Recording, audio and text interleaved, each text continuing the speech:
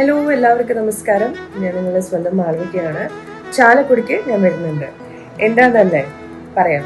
ചാലക്കുടിക്കാരുടെ സ്വന്തം സിനിയും ശ്രീലക്ഷ്മിയും അവരുടെ 50ാമത്തെ വാർഷികാഘോഷത്തോടനുബന്ധിച്ച് ഇവർ നടത്തുന്ന 50 ദിവസം 50 ഭാഗ്യശാലികളെ തിരഞ്ഞെടുക്കുക എന്നുള്ളൊരു സംഭവം നിങ്ങൾ ഓൾറെഡി അറിഞ്ഞു കാണുമല്ലോ.